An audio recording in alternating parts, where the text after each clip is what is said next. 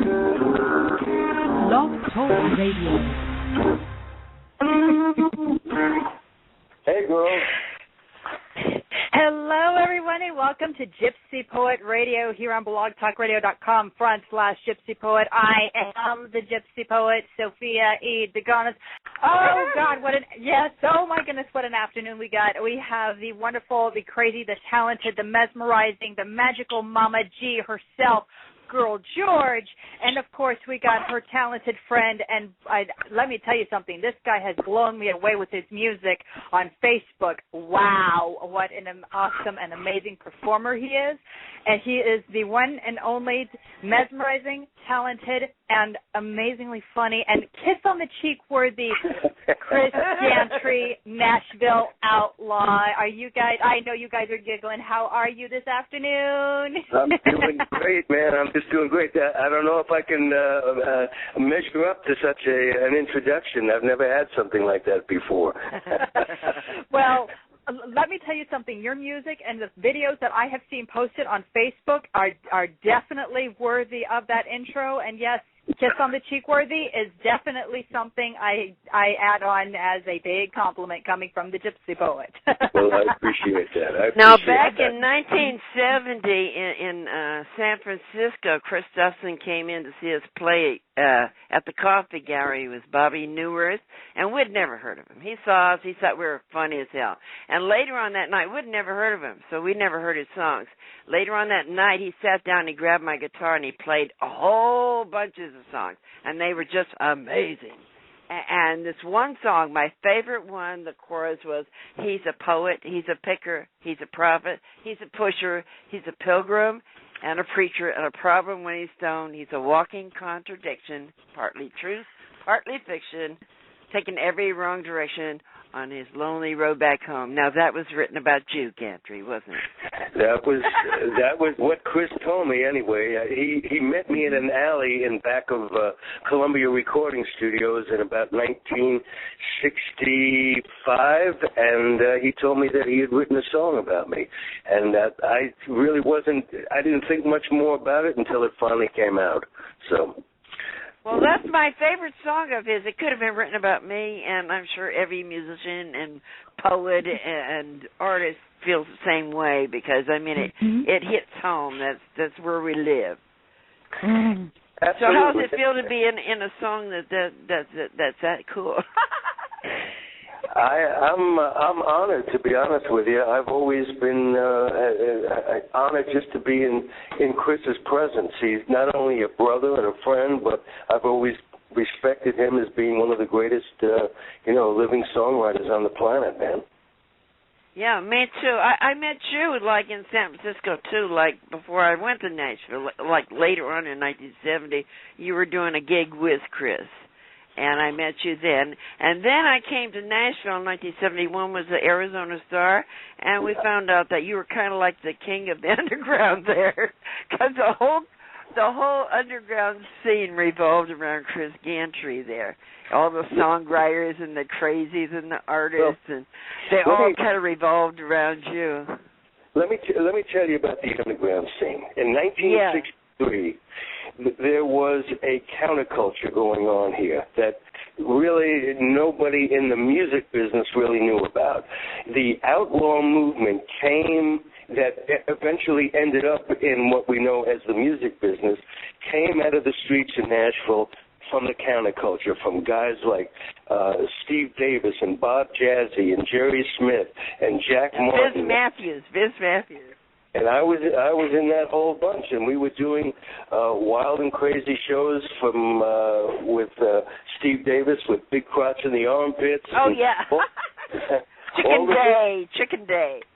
So what happened was that I was the only guy in that group that was trying to make it in country music, and during the day I put my music business hat on and hang around the publishing companies, and at night I would drift back to the counterculture.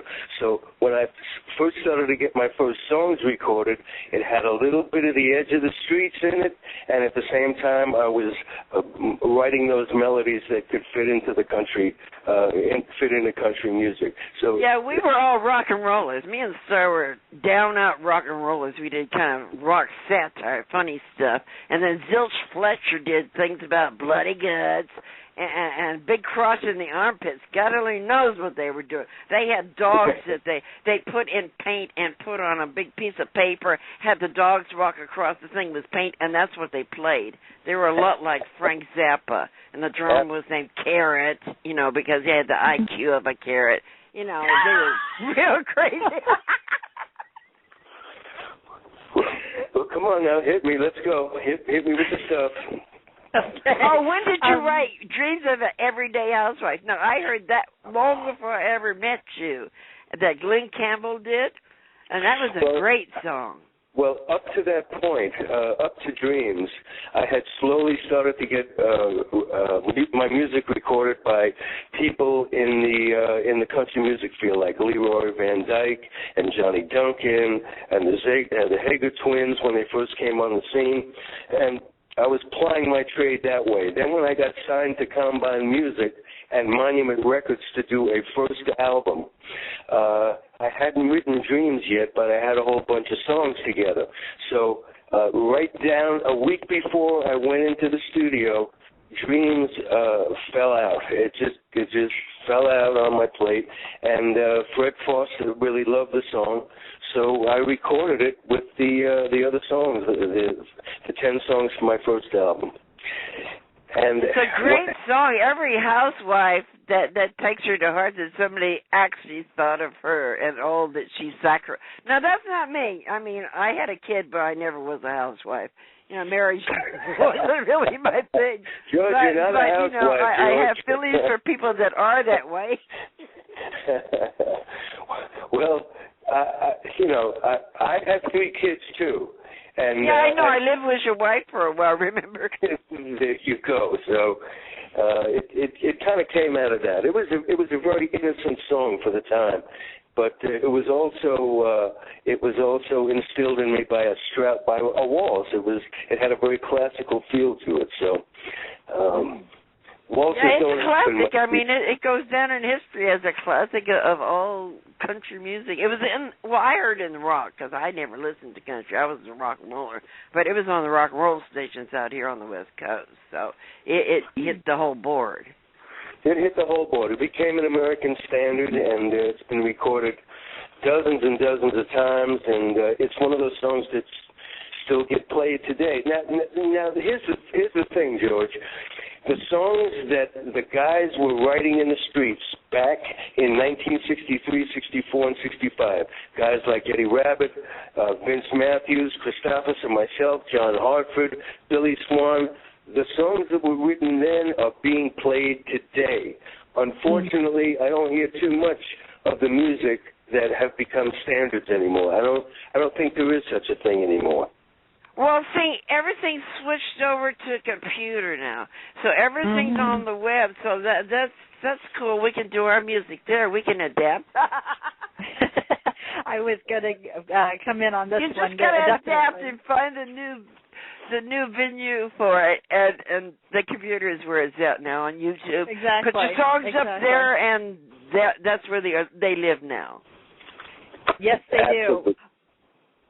So this radio show is great. That way we can talk to all the musicians and let the young kids know what's actually still out there. You know. That's another thing. What I wanted to jump in here is many people do not know where much of the music they have today basically spawned from. And one of the things I enjoy about doing my radio program, especially on the web, is I get to expose young people to that. And it's like rock and roll has a whole rich history here, and it's not just it's the whole spectrum of music. I mean, before there was Taylor Swift. I mean, there was people like I will say Chris Gantry, Willie Nelson, and Patsy Cline. I will say that, and of course and even many of the bands that we know today, which one of them is of course Green Day. It's like, I mean, please, there was a sex. I love before. Green Day. I figured you would. R.E.M. and Green Day, my daughter turned me on to them, and they are really good. Well, let me tell you about Taylor Swift. There's a lot of people and writers that show up for writers' appointments in this town that write to the pitch list. They write to get songs recorded by artists, and they are hammered out on the anvil just like you'd hammer out a horseshoe. The great thing about Taylor Swift is that she was a young girl who stuck to her convictions about what she knew. She knew about boys, and she writes about boys, and she writes about her relationships with boys, and she writes her songs herself, and she has co-writers, but they come out of Taylor's head. So they're honest in that way. It's not a music that I listen to a whole lot, but I respect Taylor because I think she's a great writer in her own way. Well, the mainstream pop always was for pubescent kids, like 12 or 13-year-old girls that are just finding out what boys are and are having heartbreaks and all that stuff. I mean, that's who the real audience is and always has been. So, of course, a young girl that is living it and doing it and singing her heart is going to touch their hearts, just like that other girl that dresses in popcorn outfits or whatever. Yeah, but here's the deal now. Back in the day, country stars were older people, a little bit older. Not they weren't Taylor Swift's age. But until you guys came along. Yeah, but most of these guys came right off the farms, the Farron Youngs, the Webb Pierces. These people were real country people, and when they sang country music, they sang real country music. What they were singing about really happened to them in their life. Nowadays, country stars are college graduates. They're urban. They're educated. They have never worked the field and the stuff. They didn't come. Most of them have never come from that impoverished country thing that all country stars used to sing about. I've noticed. I have noticed that in many different acts. I mean, one of the most popular ones out there that's out on the world is Carrie Underwood for one thing. It's drastically changed from what it used to be, especially from my observation and what I've seen. And the Nashville, the whole Nashville music scene, I've become very fascinated by because, especially in my radio program in the last month and a half that I've been working with Girl George, I've noticed that there's a big difference between what was then and what is now. And you just pointed out you took the words right out of my mouth. So, Mr. Gantry, praise you. The writers that I came up with, we were free to write whatever it was we wanted to write. We did not co-write. We were our own unique individual personalities. We had our own styles, and the publishers we worked for fostered that in us. They would encourage us to be who we were. Nowadays, publishers team everybody up so that they can get that great hit out that lasts for a few weeks, and then you never hear it again because the radio is so tough to get on these days. Yes, but now the stars are coming from the web. That little beaver guy, he put his garbage on the web and it got picked up, and he's the hottest thing going. Now he wasn't put out there by no record company. He did it himself on the web, and so did that other little girl that maybe I'll see you maybe or whatever that she put on a little thing on the web, and it went. So, I mean, the web is where it is now, YouTube. I mean, the record companies have all lost it. They are picking up whatever's already out there and is already selling. So if you put your shit up there on YouTube, they're going to pick it up. Yes, they will. It's good. So Gypsy Girl, the difference is that the people who wrote music in the early 60s were deadly serious about writing art. They were art conscious. They thought of great themes and great thoughts, disregarding who might record them. Nobody ever thought about it getting anything cut. All we thought about was the process. And if we got something recorded along the way, that was just cream for the pie, man. So it's a different world now. Now artists write strictly to get cuts and get cuts, and that's it. And so that's why the music is taking a dive, and that's why the lyrics really don't say much of anything anymore. Now, you started when you were a teenager. Weren't you in a group called Tom and Jerry once in New York? Are you from New York? I'm from Queens, New York. Back in the day, Simon and Garfunkel used to be Tom and Jerry. They had a huge hit in New York called Hey Schoolgirl. And then when they started hanging out at the Brill Building and Paul Simon started to write the kind of songs he ended up writing for all time, they just went back to their original names. So we picked up their manager, and we picked up the name Tom and Jerry, my partner and I, and we put out about 5 teenage records that we wrote, and we were kind of local stars in Queens for a while there. Well, on YouTube, they still think it's done by Simon and Garfunkel. I know that. I know. All our stuff says it was done by Simon and Garfunkel, even in his autobiography. And it's a point of contention because it has to do with a little bit of legacy, but you know, that was back in the 50s when everything was crooked and it was payola and everybody was stealing publishing and nobody knew who wrote what. It was all a mishmash. There was really no music business to say. Right. What about your TV show? Didn't you have a TV show in Nashville for a while? I was starting one, but it like a lot of things, it fell apart. People were just squirrely and it just kind of went nowhere. Did you do some shows? Did you do some shows? I did a little bit, yeah. I did about 3 of them, and that was it. That's not my cup of tea, George. My cup of tea is writing prose, writing books, writing music, and getting out and playing them. So I'm still the same guy that I always were. I'm just an older guy, but I'm as intense as I used to be, and I never stop working, George. I'm just working all the time, man. You've written some plays too? I won the Tennessee Williams playwriting contest in 1983. Shel Silverstein showed me how to write the short form, and he gave me a playwriting lesson, and I went and wrote about 20 plays, and 5 of them won the Tennessee Williams playwriting contest back then. So, that's awesome. I grew up with Shel Silverstein. I am a huge fan of Shel Silverstein because I grew up with his poetry. I grew up with his books. He had an amazing perspective. I absolutely loved his work, and especially I have his first book, a book of poetry called Where the Sidewalk Ends, and to me it's a very inspiring book because it's got a lot of humor in it, and there's nothing like him, really. That's how we ended up with Dr. Hook, is because he's seen us playing at the Red Dog Saloon, and he says, well, you should be with our producer because he's as crazy as you are. So he hooked us up as Ron Hampkin did Dr. Hook the Medicine Show, and we went on tour with Dr. Hook the Medicine Show. So Shel Silverstein finally came around and thought we were funny. He didn't see us for a long time. He never seen us on stage for a long time until Vince Matthews drugged him in to see us play. And then he says, I haven't been so impressed by accents. I've seen Elvis the first time. That's awesome. We were right up his alley, crazy broads. Okay. Yeah. Go ahead, Chris. That's cool. Yes.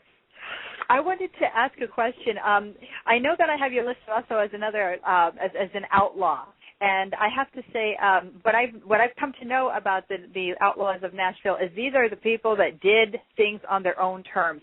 Do you see yourself as that kind of individual? Well, absolutely. I mean, even before I got into the music business in Nashville, when I first came to Nashville and didn't even have my foot in the door, I was writing music with my friends in the counterculture that was totally antithetical to country music. And when I finally got my foot in the door, I brought those things with me and injected those things into the songs, and I started to get them recorded. It was the wildest thing. So, like I said, the outlaw movement. The outlaw movement is an attitude. It's not so much with being a bad guy or a bad boy or doing it your own way. It's just writing from your own sensibilities. It's not compromising what you know to be the truth about who it is you are and what it is you want to do. It's just It's just being honest and real. That's all. That's what an outlaw is, man. Yes, that's what I was thinking it would be and always will be. So, I mean, because whenever I see or hear this particular term, like on television, having to do pertaining to country music, that's where my mind actually goes. It's just, I mean, to me, in my mind, it's just sheer independence. Absolutely. So, well, yes, you're an outlaw, and George is an outlaw. You're doing a radio show that defies television and normal radio. You've stepped out to do something on your own in the way that you want to do it, and that's the outlaw way, man. Thank you. I absolutely love that because I myself am a songwriter, and I really believe in that, especially considering the fact that I've got mixed roots. Because I'm a bicultural individual, so it's I have to find like certain ways to assimilate and understand where I'm at in the world. But I'll get to that later. Yes, but I will get to Chris, that later. you just wrote a book, didn't you? Yes. Well, I want to talk about that.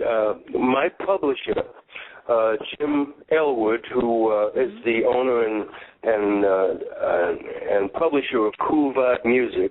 I went to work for him a little over a year ago, and I wrote a couple of posts one day, and he looked at them and said, you know, those are pretty interesting posts. You should keep going with them and talk about your days in Nashville in the early 60s.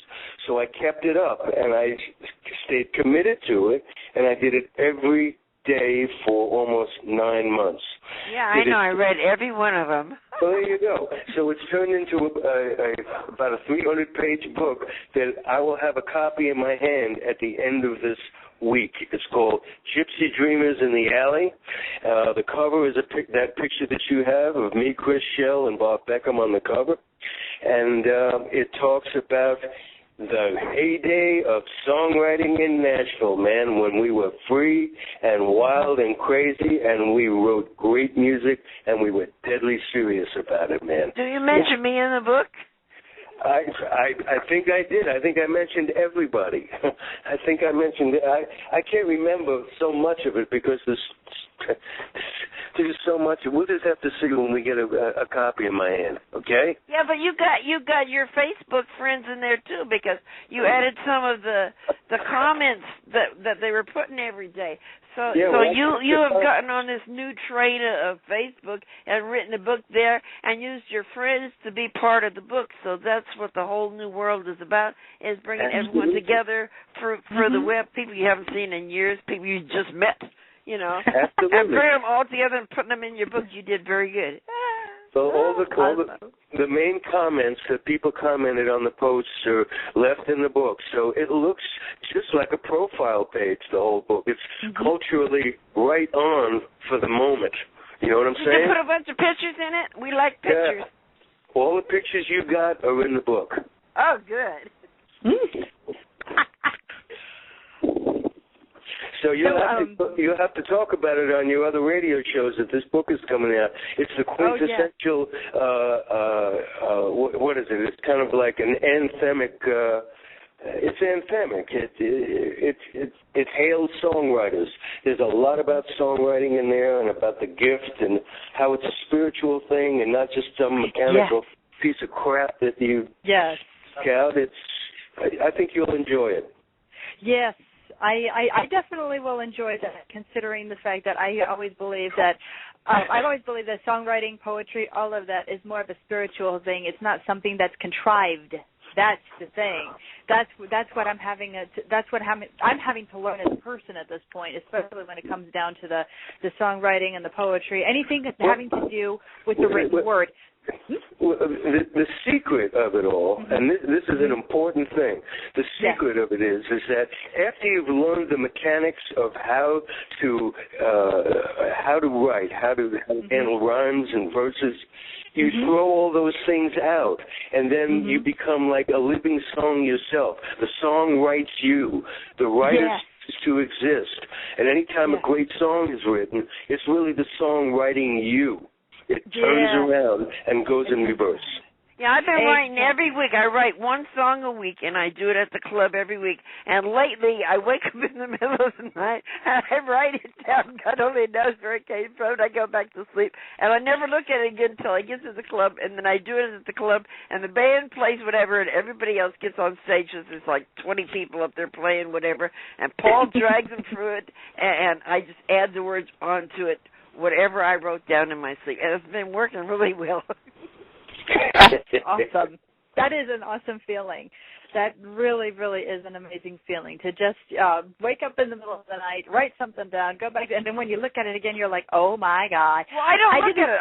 I'm looking at it on stage while I'm reading it and just trying to get through it. Well, it's funny because I have those instances where I just actually write poems on my Facebook page. I don't know what it is, but they just come to me and I just post them and put them out there. I've got people sharing them. Okay, that to me is an amazing feeling. It is very Well, the thing, what you're doing is great, and I've tried to get other people to do the same thing. Instead of using Facebook to point out what restaurant you ate at that day, or your cats, or a picture of your dinner, or kissy poo pictures. I say use the medium as an art form. If you're an artist, you've got a vehicle here. Use it to the umpteenth degree, and use it that. So. I get excited, man. I'm excited right now, to be honest with you. So much is going on. So much great music is being written. These books are being written, and I'm connecting with people now. George, you put me in contact on the Christopherson page, and it's ringing me off the hook.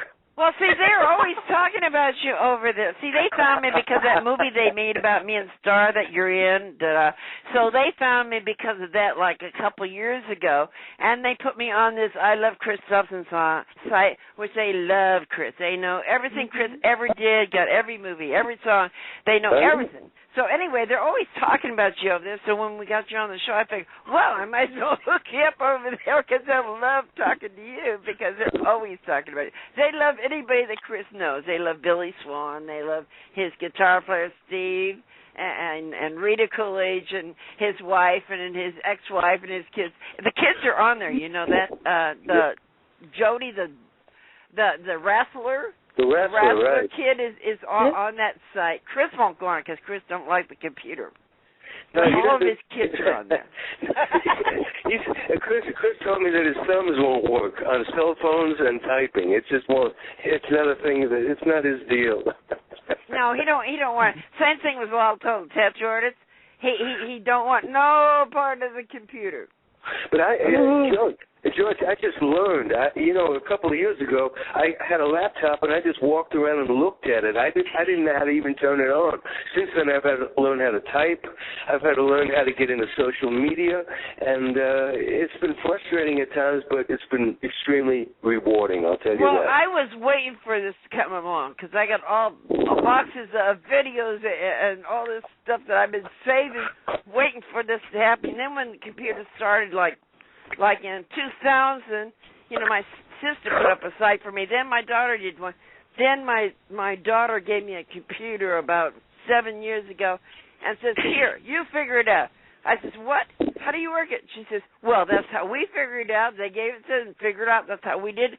So she gave me a computer and said, you figure it out. So I did. Just by doing. And then good old Facebook came along. Well, first it was MySpace that did it for you because you don't have to use code. You used to have to use code, which I don't know code. And then Facebook came along. It's real easy. So I'm skating along in a whole new world, and I love it. I love it. Okay, I found friends I haven't seen in 50 years. Yes. There are people around in Nashville now who have the same face of the people that I started out with in the 60s. There's a few of them. And they need to be. You need to look for them. One is Phoenix Mendoza, great songwriter, singer, one of the best, most sensitive artists that you can imagine. He's here in Nashville. There's a girl, a 16-year-old girl named Gina Nicole Barkazi. She is such an incredible, free-spirited, unaffected writer that it would blow your mind to listen to it, man. There's a girl in Washington, D.C., whose name is Jennifer Jandris, an amazing vocalist. They're here. There still are performers out there. I mean, it's always happening. It's always there. My audience has always been the same age. They're all like college age. You know, I've gotten to be 100 years old, but they're still the same because it keeps turning over. When you're in the underground is that age. They're like college kids up to about 30, and then they either die or get married or get famous or whatever, but I'm still there. Okay. I'm so sorry to tell you this, but it's like my time is just not up. Listen to John Roniger. John Roniger in New Orleans. He'll knock the pants off you. He's a great writer, great singer. It's been wonderful being on your show. Yes, absolutely. Love talking to you, Chris. Yes. And Art lives. Yay! Yes. And for those of you still with us, I just wanted to let you know, please check out Chris Gantry on the I Love Chris Christopherson page, and many other pages, of course, on Facebook that, of course, my co-host and wonderful friend Mama G Girl George runs. Oh my goodness! So there's, I think, the Red Dog Saloon is one of them, and she'll definitely be posting links on which ones to go for. So I'll be promoting later this afternoon. I just wanted to say, oh, what a joy it was this afternoon to have one and only wonderful Chris Gantry on the show. And like I said, I can't wait to see and hear more of your endeavors and your projects, and especially your book. Oh, your book has got to be delicious. It's coming. Yes, absolutely. And Girl George, what a great afternoon. You absolutely gave me the funnest time of my life. Again, every Sunday it's the same thing, but you make it fun and mesmerizing and magical. I told you Chris was the E-ticket. I figured as much. You really blow me away every time. Okay, guys, this is the Gypsy Poet saying adios for now. Ciao. Yes. Awesome.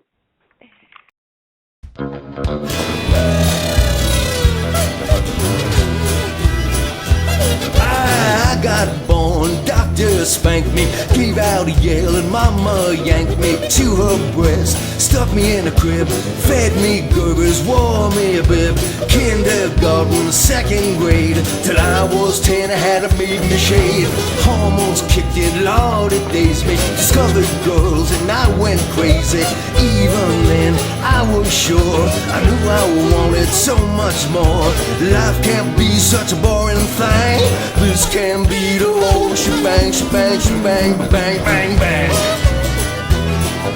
High school rebel, hard to cope.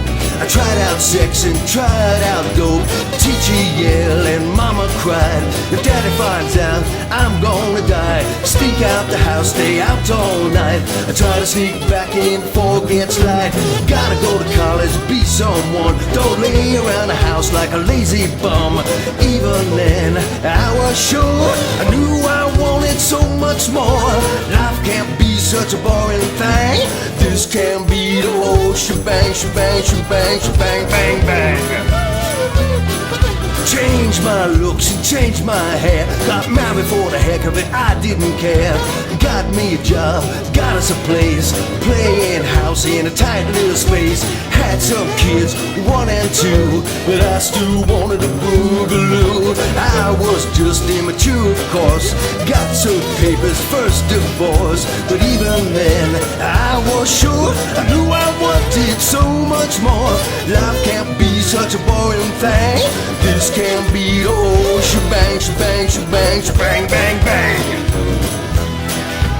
Got into therapy, got into God, got married again, got a house and yard, kids grew up, a couple of friends, but this ain't where my story ends. I walk my dog, pay my bills, I got an aching back and I take a lot of pills. In the dead of night, I always feel this thing called life ain't such a big deal.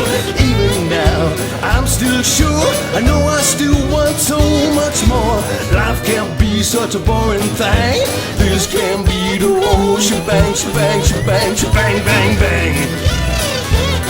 I died one day, just my luck. Got run over by a garbage truck. They wrecked my wheel, everybody laughed. All I left was $6 in cash. The son I never saw too often threw his old coke can in my coffin. I got buried in the pouring rain. On my headstone, they spell my name. I was wrong, that's for sure. You stupid one, so much more. Life is really a boring thing.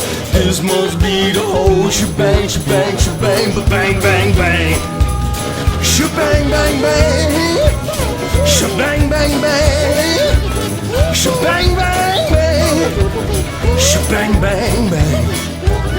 Shebang, bang, bang, bang, bang, bang, bang, bang, bang. Bang,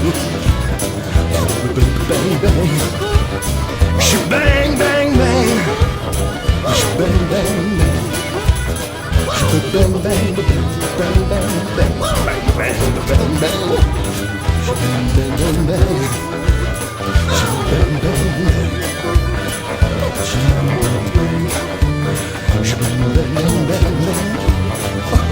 bang. Bang, bang, bang, bang, bang. Bang, bang, bang. Bang, bang, bang, bang, bang, bang, bang.